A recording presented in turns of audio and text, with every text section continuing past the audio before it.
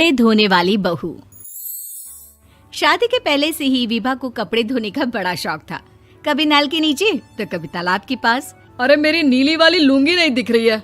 विभा की अम्मा, कहाँ रखी है लुंगी? अरे वो तो विभा ने परसों ही धोकर रखी थी आपकी अलमारी में, देखो वहीं होगी। वो ना मैंने आज धो दी, मुझे लगा कि गंदी हो गई होगी। अरे कैसे गंदी हो गई थी? उसे तो मैंने पहना भी नहीं। हे भगवान, इस लड़की के कपड़े धोने की आदत से परेशान हो गया हूँ मैं। जितना तो घर में राशन नहीं आता, उससे कहीं ज्यादा डिटर्जेंट पाउडर का खर्चा है। इसकी शादी करवा दो, शादी जाए अपने घर में ही करे काम, फिर चाहे घर के कपड़े धोने हो या पूरे गांव के। हाँ ठीक बोल रही हो, देखता हूँ मैं कोई लड़का। वो दिन भी आ जाता है जब विभा को देखने लड़के वाले आ जाते हैं। लड़की मुझे अच्छी लगी। होने वाली सास कहती है, बेटी अगर कुछ पूछना है तो पूछ लो। वैसे तो हमारी लड़की बहुत ही शर्मीली है, जो बोल दो वो मान लेती है, इसे क्या पूछना होगा। अरे कैसी बात कर रही हो माँ, मुझे इन लोगों के घर रहना है, सवाल तो कई है। हाँ हाँ बेटा, पूछ लो ना, क्या पूछना है। आप लोगों के घर कपड़े कौन धोता है? सास का मुंह बन जाता है। देखो, अगर तुम ये कहना चाहती हो कि तुम्हें कपड़े धोने नहीं आते तो सुन लो, कपड़े मैं ही धोती हूँ, लेकिन तुम्हारे आ जाने के बाद मैं रुमाल तक नहीं धोऊंगी। अरे चुप रहना भाग्यवान, बहू बेचारी घर आई नहीं, उसे डराना शुरू कर दिया। वो क्या है ना बिटिया, अभी तक तो ये कल्लू की माँ ही धोती थी, लेकिन अब तुम्हारे पापा तो दहेज में वॉशिंग मशीन देंगे ही।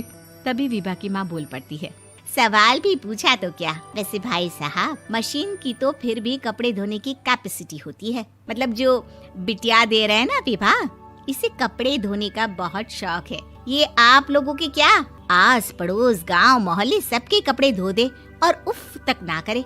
बाहर देखा नहीं आपने कितने कपड़े सूख रहे हैं, सब हमारी बिटिया ने ही तो धोए हैं। बस भी करो ना माँ, शर्म आ रही इतनी तारीफ सुनकर।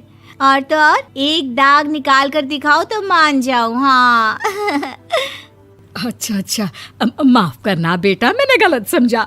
हमें तो रिश्ता बहुत पसंद है। और ऐसे जुड़ जाता है रिश्ता कपड़े धोने का शौक रखने वाली विभा का। उसकी शादी हो जाती है कोयला फैक्ट्री में काम करने वाले कल्लू के साथ। शादी के बाद अचानक विभा चिल्लाती हुई सास के पास आती है। सासू माँ, अरे सासू माँ कहाँ है आप? ये तो धोखा है, धोखा दिया आप लोगों ने मुझे। इसे ससुर के चक्कर के बारे में पता चल गया। अरे तो उसमें तुझे क्यों धोखा मिला है? अरे नल में पानी नहीं आता, कपड़े कैसे कब धुलेंगे? अच्छा, तू पानी नहीं आ रहा उसकी बात कर रही है। तो आपने क्या सोचा? कुछ नहीं।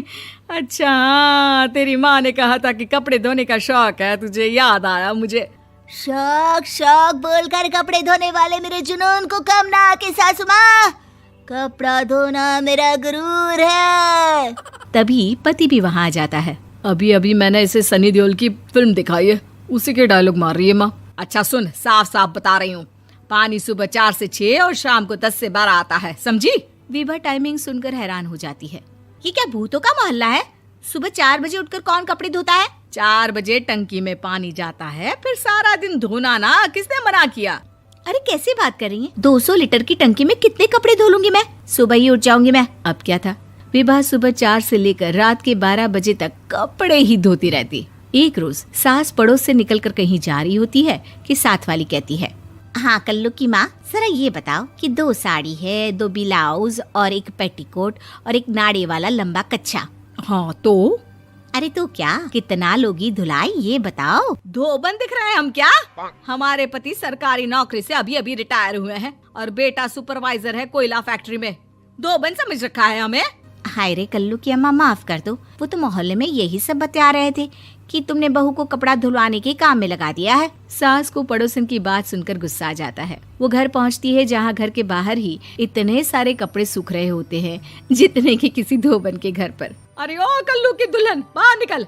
माँ जी यहीं आ जाओ, बाथरूम में चादर धो रहे हैं हम। अरे अभी हम धोते हैं, तुमको बाहर निकलो। ये आस पड़ोस वाले बोल रहे हैं कि हम बहू से कपड़े धुलवा कर उसे कपड़ा धोने वाली बना दिए हैं।